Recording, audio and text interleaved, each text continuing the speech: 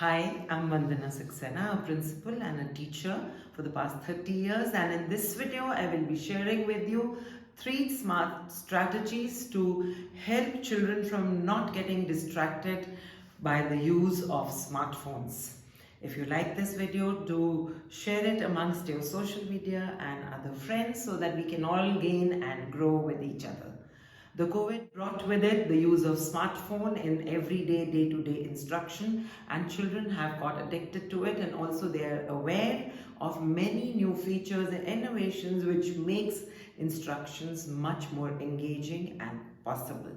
However, we must remember that the use of smartphone as an enabler and not a substitute of the human connection which the teacher and student can only make within the confines of the classroom. So the first thing that we need to do is help the children learn the value of a deep human connect and the classroom setting for better learning compared to the use of a smartphone. The apps on the smartphone, especially the social media ones, are actually designed to distract and keep our mind engaged. Thinking about it, children keep on, or even as adults, we keep going back to the smartphone because it's interesting, it's simple, and it's engaging. At that moment, we are not really inclined to think of the harmful effects of such an engagement and distraction to the smartphone time and again. However, in the classroom, if we make our one-to-one connect with children and mentor them through that connection of love, understanding, and mentorship, then children begin to realize that the smartphone can no longer be a substitute for a human connect that the teacher makes with children within the classroom. Also, secondly, to avoid boredom for children, I often use many techniques in classroom which encourages the engagement of their mind, which is through collaborative discussion in the form of various games and activities.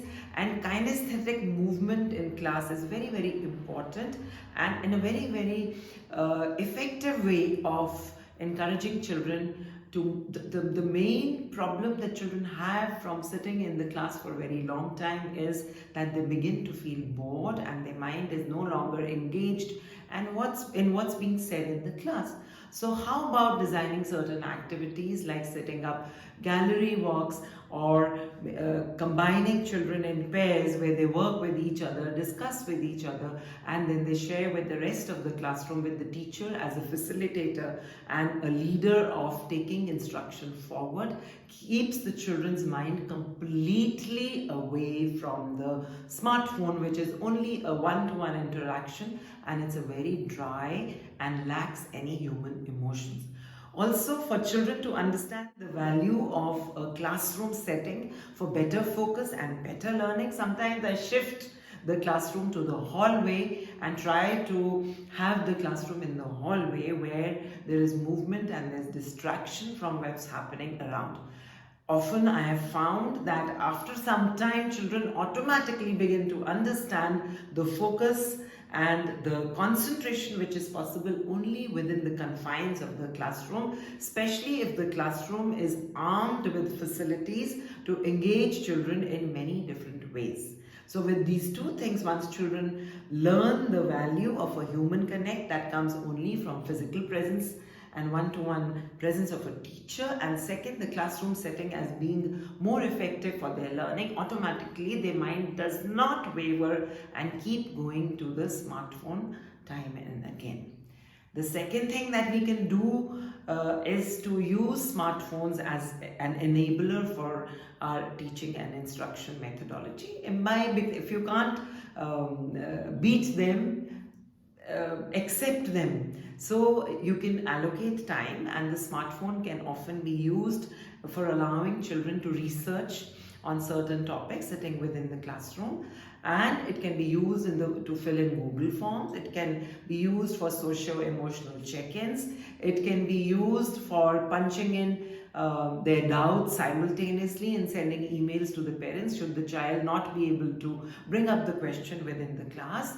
But mindfully, we have to be to create an inclusive classroom. We must make sure that the paper version of the same thing is available. For example, if you're conducting a quiz over Kahoot on the smartphone, it's good to have a paper version ready with it.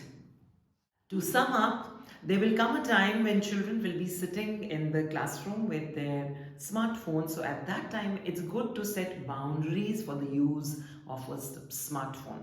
So you can allow a minute or two before you begin the lesson, and allowing them to dive into their smartphone and put it on a silent mode, and after them transcend them to the realm of a human connection and connect by giving them 2 minutes on the smartphone, and then breathe in, breathe out, and tune in for an engaging classroom activity.